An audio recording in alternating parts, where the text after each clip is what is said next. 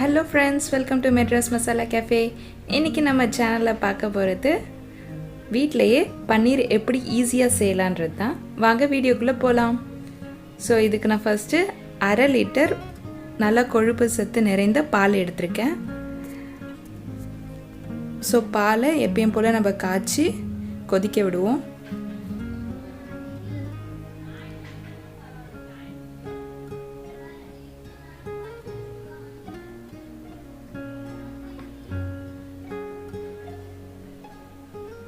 பால் கொதிச்சிடுச்சு.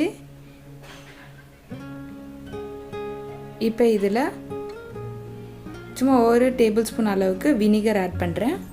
ஏன்னா நம்ம பாலை திரிய வைக்கணும், அப்போ தான் பன்னீர் செய்ய முடியும்.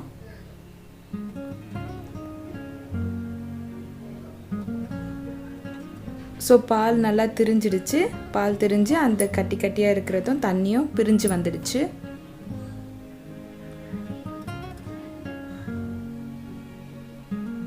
இப்போ நம்ம ஸ்டவ் ஆஃப் பண்ணிவிட்டு இதை ஒரு நல்ல காட்டன் கிளாத்து ஃபில்டர் பண்ணுற மாதிரி எடுத்து வடிகட்டிடலாம். ஸோ நமக்கு அந்த தண்ணியை சுத்தமாக செப்பரேட் பண்ணிவிட்டு அந்த கட்டி கட்டியாக இருக்கிற இது மட்டும்தான் நமக்கு தேவைப்படுது.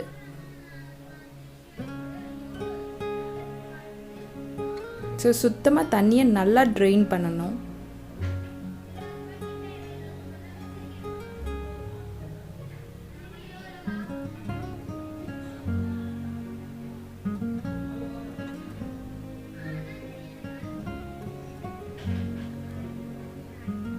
கொஞ்சம் பச்சை தண்ணியில் அலசிட்டு நல்லா புழிஞ்சு எடுத்துக்கோங்க.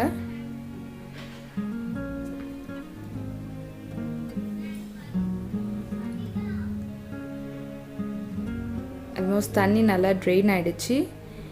இதை நீங்கள் க்யூப்ஸாக வேணும்னா இது மேலே நம்ம வெயிட் வச்சுக்கலாம். இல்லைன்னா அப்படியே ஸ்க்ராம்பிள் பண்ணி வேணும்னா நீங்கள் அதை 1/2 மணி நேரம் கட்டி விட்டுட்டா போதும்.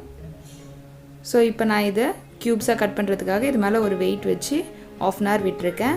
1/2 அன் ஹவருக்கு அப்புறம் இப்படி தான் எனக்கு வந்துச்சு. ஸோ இப்போ இந்த கிளாத்லேருந்து இதை எடுத்துடலாம். நல்லா சாஃப்டாக இருக்குது. ஸோ இப்போ நம்ம இதை கட் பண்ணிடலாம். கட் பண்ணி ஒரு ஷேப்க்கு எடுத்துகிட்டு வந்து வச்சுக்கலாமே.